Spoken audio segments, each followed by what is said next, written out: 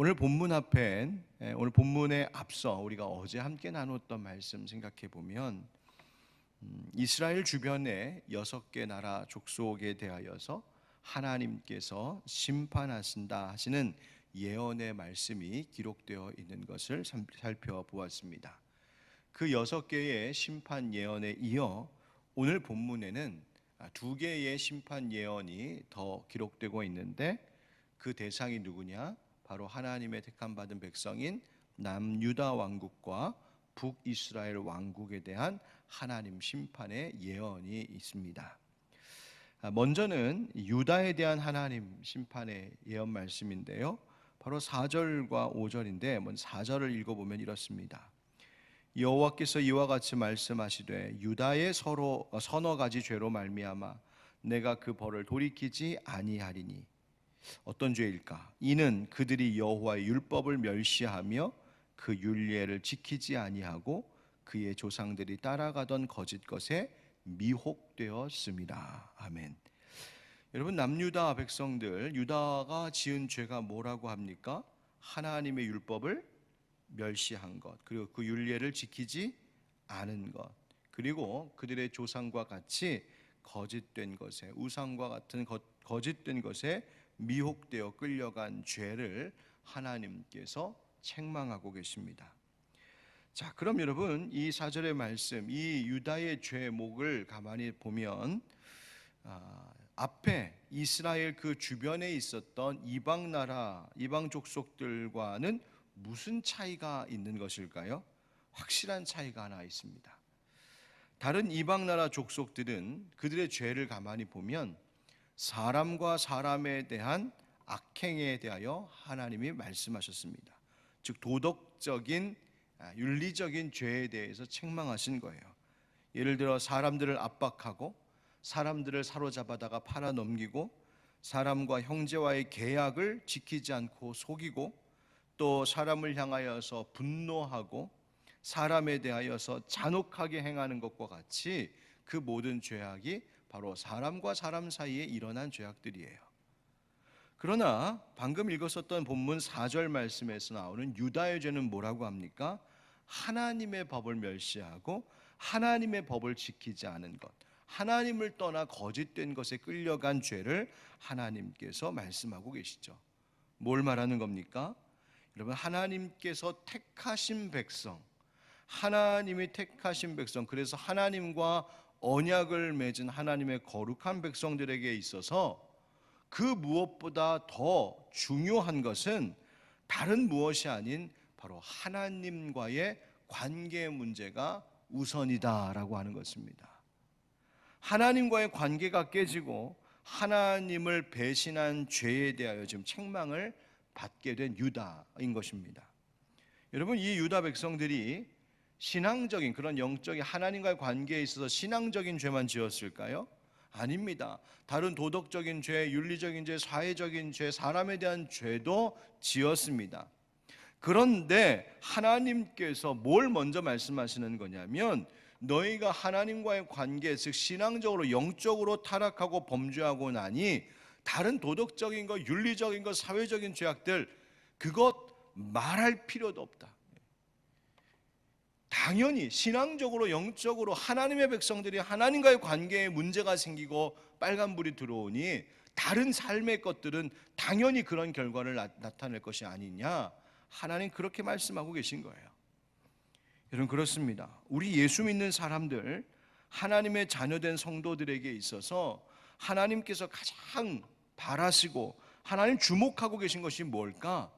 내가 세상에서 어떻게 살고 사람들과 어떻게 지내고 내가 이 세상에서 어떤 생활을 하고 있느냐, 어떤 관계를 맺고 있느냐, 여러분 그런 것도 다 중요한 일이겠지만 하나님의 가장 먼저 된 우선 관심사는 뭐냐면 너 하나님하고 요즘 어떻게 지내고 있느냐, 바로 그 문제입니다. 성도가 생활 속에서 사람들과 관계를 맺는 것도 중요하고 사람들 앞에서 올바르게 도덕적으로 윤리적으로 살아가는 것도 중요한 일이에요.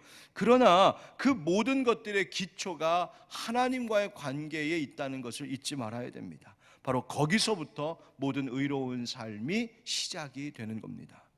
하나님과의 관계, 이것이 무너지면 우리는 다른 것도 기대할 수 없습니다. 반대로 하나님과의 관계가 화목하고 친밀해지면, 그 관계가 든든하면 그 기초 위에 사람들과의 관계 또한 하나님께서 의롭고 선한 길로 인도하시며 우리가 그렇게 살아갈 수 있는 힘을 얻게 된다는 점을 꼭 기억할 수 있기를 축복합니다. 여러분, 하나님의 백성은 하나님과의 관계가 먼저다. 바로 그래서 우리가 이 하루를 매일 시작할 때마다 하나님의 말씀을 듣고 하나님 앞에 기도함으로 매일 하루를 시작하는 것이죠. 여러분, 오늘도 또 우리의 일평생 다른 무엇보다 하나님과의 화목한 관계, 하나님과의 친밀한 관계에 이상신호가 없이 하나님과 늘 화목한 우리의 삶이 되어 모든 면에 있어서도 의로운 백성들 될 수 있기를 주 예수 그리스도의 이름으로 축원드립니다. 자, 이제 6절부터는 이스라엘, 그러니까 북이스라엘 왕국에 대한 하나님의 심판 예언이 나옵니다. 유다에 대한 말씀은 짧은 반면 이 북이스라엘에 대한 말씀이 꽤 길어요. 왜 그러냐 하면 이 아모스 선지자가 하나님의 말씀을 예언하는 주된 대상이 바로 이 북이스라엘이었기 때문에 그렇습니다. 이 북이스라엘이 어떤 죄를 지었을까? 먼저 6절부터 8절을 보면 이 북이스라엘 백성들이 사회적으로 범한 악한 죄를 고발하고 있는데요, 말씀의 의미를 좀 알아야 되니까 한 구절씩 살펴보겠습니다. 6절 하반절 보면 이렇습니다. 이는 그들이 은을 받고 의인을 팔며 신 한 켤레를 받고 가난한 자를 팔며. 벌써 느낌이 오지요. 약한 자들에 대하여서 악했다는 것입니다. 특별히 이 말씀을 좀 구체적으로 보면 법정에서 일어나고 있는 불의한 일들에 대하여서 책망하시는 말씀인데요, 죄를 지은 부자가 있습니다. 죄를 지은 죄인인데 가해자가 있는데 부자예요. 그런데 그 부자가 은과 같은 뇌물을 재판관에게 주어서 순식간에 죄 없는 가난한 사람을 죄인으로 뒤바꿔 버리는 이러한 불의한 일들이 법정 가운데서 일어나고, 그래서 가난한 자가 팔려가 노예가 되어버리는 이 비극적인 일들이 비일비재하게 일어났음을 하나님 말씀하시는 겁니다. 또 신발 한 켤레를 받고 가난한 자를 팔았다라고 하는 말, 이 신 한 켤레와 같이 값싼 가격에 사람을 팔기도 했다는 말도 되지만, 이 신 한 켤레가 상징하는 바가 뭐냐면, 당시 고대 사회에서는 재산이나 토지를 거래하고 그 거래 계약서를 딱 쓰고 그 계약이 잘 이렇게 우리가 성사되었다라고 하는 것을 상징적으로 나타낼 때 서로의 신발을 교환하는 일이 있었다는 거예요.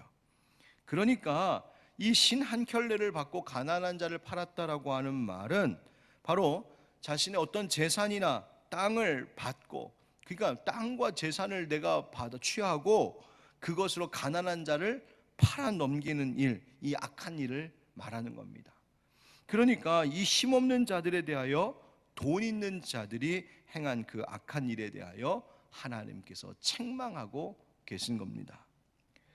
7절 상반절은 또 어떤 죄가 나올까요? 힘없는 자의 머리를 티끌 먼지 속에 발로 밟고 연약한 자의 길을 굽게 하며 힘없는 자를 보호하기는커녕 오히려 그들을 짓밟고 억누르고 억압했다. 하나님께서는 하나님의 율법을 통하여서 뭘 하셨습니까? 약자들을 보호하시는 일에 하나님 주목하셨고, 그래서 가난한 자, 고아된 자, 과부된 자, 나그네된 자들을 돌볼 것에 대해서 말씀하셨는데, 오히려 이 이스라엘 백성들은 그런 자들을 억압하고 빼앗는 악한 일을 행했다, 그 얘기입니다. 이뿐만이 아닙니다. 7절 하반절에 보면 아버지와 아들이 한 젊은 여인에게 다녀서 내 거룩한 이름을 더럽히며, 이것은 매춘과 관련된 성적인 타락을 보여주는 거예요. 아버지와 아들이 한 여인에게 다녔다.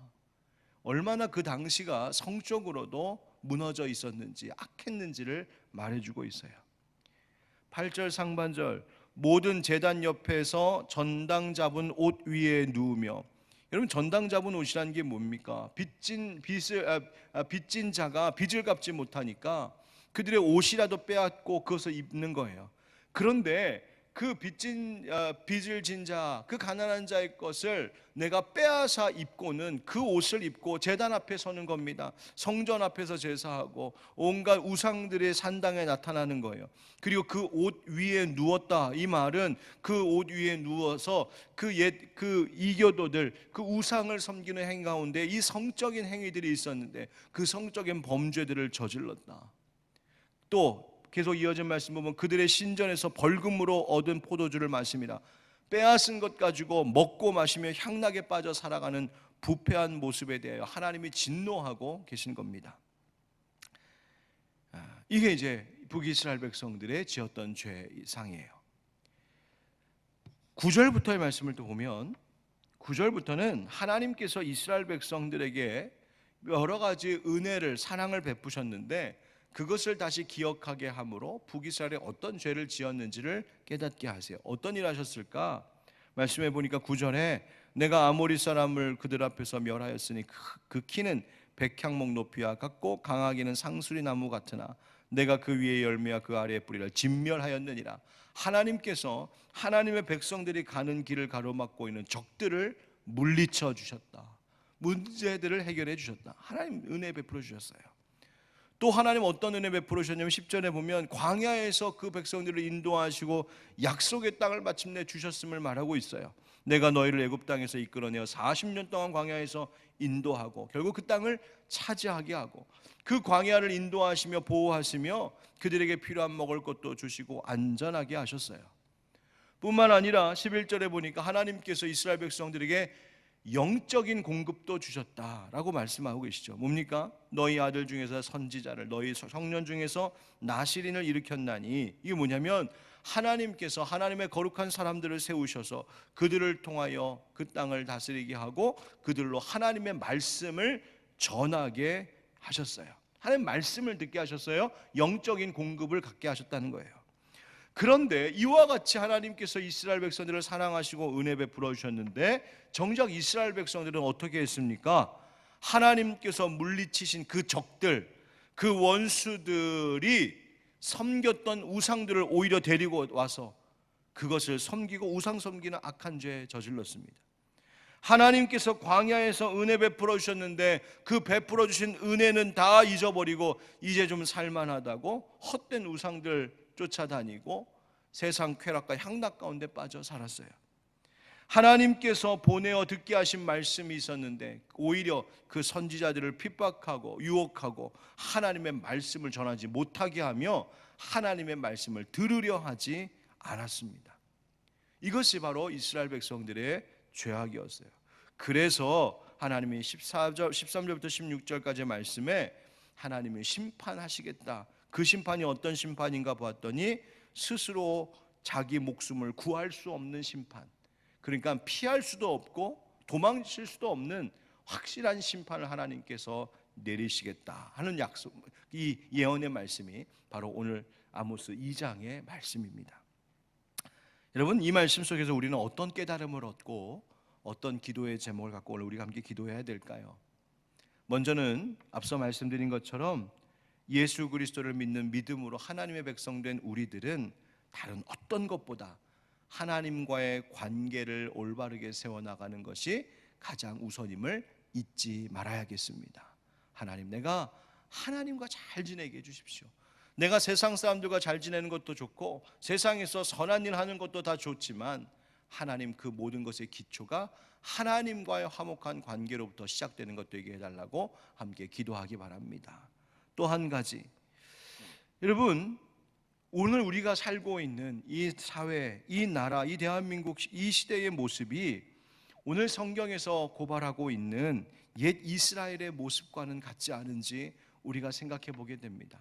앞서 제가 일일이 그 말씀 구절 하나하나의 의미를 좀 풀어드렸던 이유가 바로 여기에 있습니다.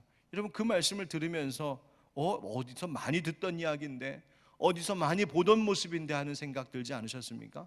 결국 이 시대의 모습이고 지금 살아가고 있는 이 세대의 모습이 바로 이 모습 아니겠습니까?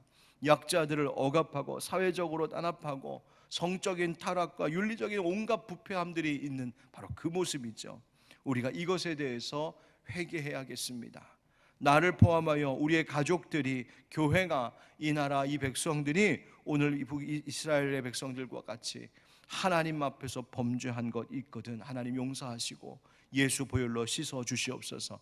우리가 회개하는 우리가 되어야겠습니다. 끝으로 이스라엘 백성들이 결국 이런 죄에 왜 빠졌을까?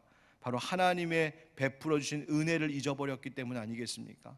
하나님께서 적군들을 물리쳐 주시고 광야에서 인도하시고 보호하시고 먹여주시고 그리고 하나님의 말씀도 듣게 해주셨던 그 귀한 은혜가 이스라엘 백성들에게 있었는데 그것을 기억하지 않음으로 인하여서 그들이 죄악 가운데 빠졌음을 우리가 깨닫게 됩니다. 그러므로 하나님, 오늘도 우리의 인생 가운데 베풀어 주셨던 은혜들, 하나님께서 내 삶 가운데 또 이 교회와 이 사회 가운데 이 나라 가운데 하나님께서 베풀어 주셨던 그 은혜들을 잘 기억하고 마음에 새김으로 하나님에게서 떠나 거짓된 것에 미혹당하지 아니하도록 하나님 이 세대를 보호하여 주시옵소서. 우리 함께 기도해야 되겠습니다. 오늘 이 아모스서를 통하여서 경고하시는 하나님의 말씀을 귀담아 듣고 우리의 삶이 하나님 앞에 보시기에 선하고 거룩한 삶 되기를 예수님의 이름으로 축원드립니다. 아멘.